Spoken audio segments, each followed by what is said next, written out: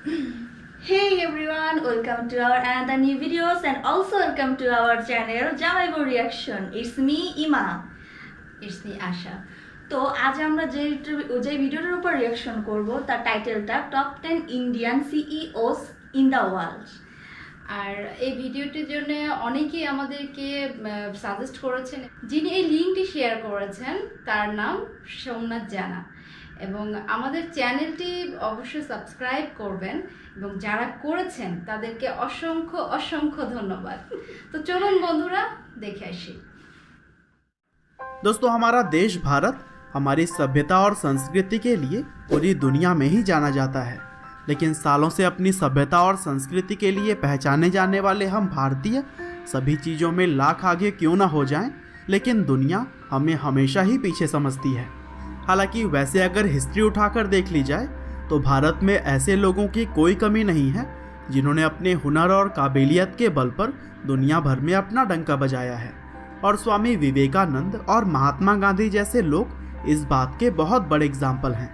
हालांकि ये लोग तो कई दशक पहले ही भारत का नाम पूरी दुनिया में रोशन कर चुके हैं, लेकिन आज भी अगर देखें तो भारत के अंदर बहुत सारे ऐसे लोग मौजूद हैं जिन्होंने अपने हुनर और काबिलियत के दम पर दुनिया भर में अपना डंका बजाया है। और आज के इस वीडियो में भी हम बात करने वाले हैं भारत के टॉप 10 सीईओज की, जिन्होंने पूरी दुनिया के बहुत सारी कंपनियों को सफलता के राह पर चलाया है। तो दोस्तों, हमारी लिस्ट में सबसे पहले नंबर पर हैं सुंदर पिचाई।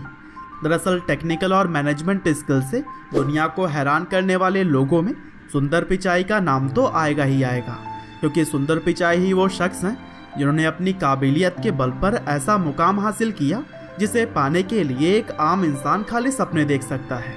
हालांकि आज भले ही सफलता सुंदर पिचाई के कदम चूम रही हो, लेकिन इन्होंने अपनी सफलता की शुरुआत भारत में ही रहकर की थी, जहां पिचाई ने अपनी बीटेक की डिग्री आईआईटी खड़गपुर से ली और उसके बाद एडवांस लेवल की पढ़ाई के लिए उन्होंने स्टैनफोर्ड यूनिवर्सिटी में एडमिशन ले लिया, और फिर पेंसिल्वेनिया के ही एक यूनिवर्सिटी से सुंदर पिचाई ने अपनी एमबीए की भी डिग्री हासिल की।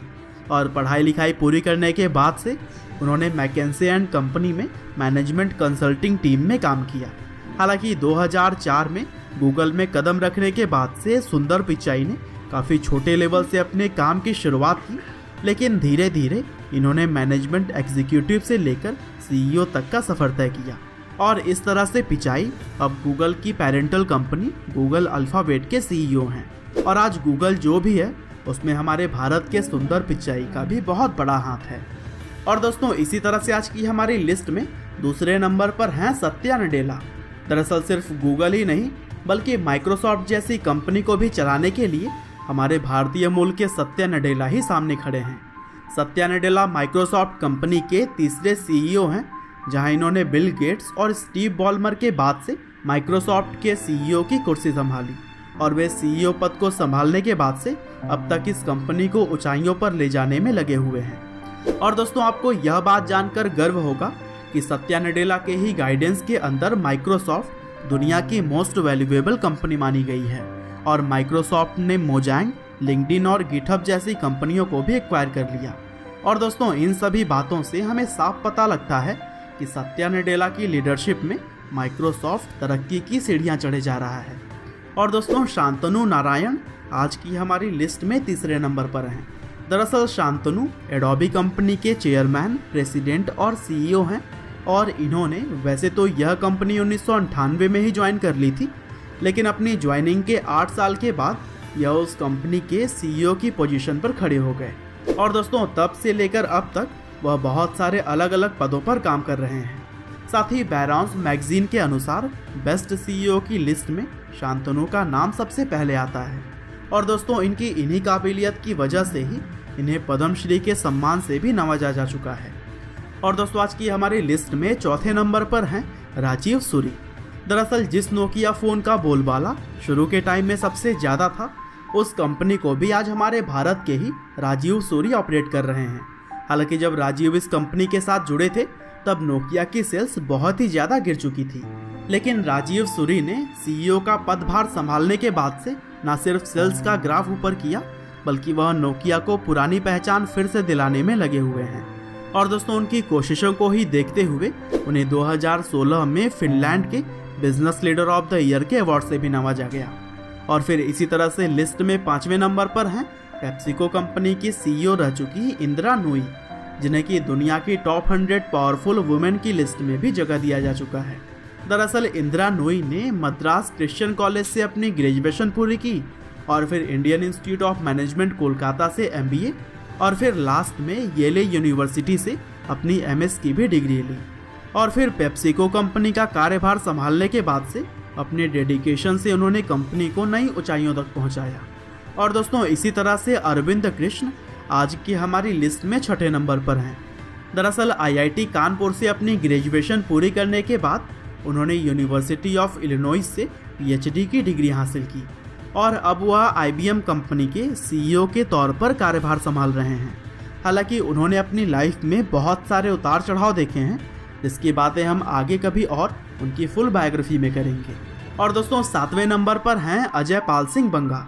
दरअसल पद्मश्री अवार्ड से सम्मानित और मास्टर कार्ड के CEO के तौर पर अपॉइंट किए गए अजय पाल सिंह बंगा भी भारत देश की शान बढ़ा रहे हैं। अजय वैसे तो पुणे में जन्मे और दिल्ली यूनिवर्सिटी से इकोनॉमिक्स करने के बाद उन्होंने Indian institute of management Ahmedabad से अपनी MBA की डिग्री ली और फिर नेस्ले इंडिया और पेप्सिको जैसी कंपनी में काम करने के बाद अब वह मास्टर कार्ड के CEO के तौर पर काम कर रहे हैं। और दोस्तों वीडियो में 8वें नंबर पर हैं संजय मेहरोत्रा, जो कि अमेरिका के ही जाने माने कंपनी माइक्रोन टेक्नोलॉजी के CEO के तौर पर काम कर रहे हैं। हालांकि इससे पहले भी वह सैंडिस्क कंपनी के को-फाउंडर रह चुके हैं और वहां रहते हुए इन्होंने 2011 से 2016 तक प्रेसिडेंट और CEO के तौर पर भी काम किया है।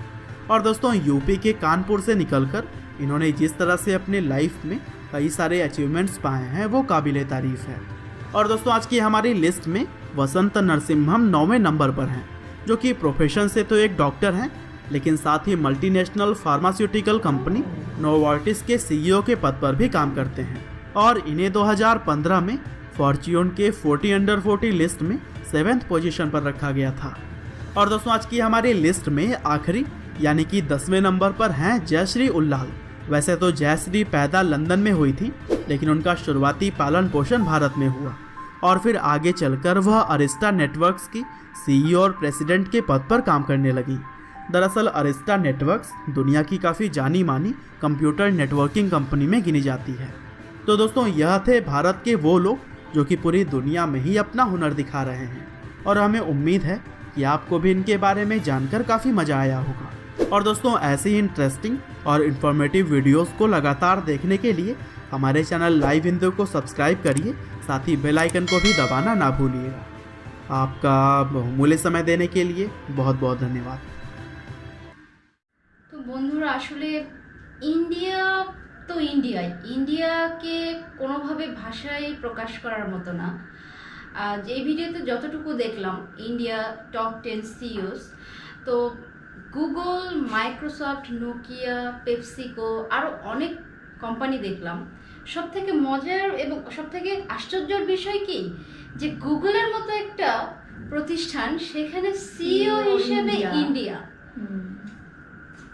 ভাবা যায় আসলে ইন্ডিয়া কোথায়, তাদের স্থানটা যে কোথায় গিয়ে পৌঁছে গেছে আসলে ভাষায় প্রকাশ করার মতো না।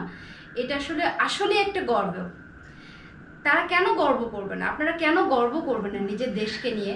এবং সবথেকে বড় বিষয় যে আপনারা আপনাদের দেশকে মনে প্রাণে ভালোবাসেন এবং মাকে যেভাবে শ্রদ্ধা করেন, সম্মান করেন, নিজের মায়ের কোলে যেভাবে আপনারা থাকেন, মনে করেন যে আমরা অনেক সেফটি আছি। মায়ের কোলে থাকা মানে সন্তানেরা সেফটি থাকা, ঠিক তেমনটা ভাবে আপনারা ভাবেন নিজের দেশকে সেফ রাখা এবং দেশকে কিভাবে গ্রো এই পজিশনে শীর্ষে নিয়ে যাওয়াটা আসলে আপনাদের কাছ থেকে শেখা উচিত, তাই না?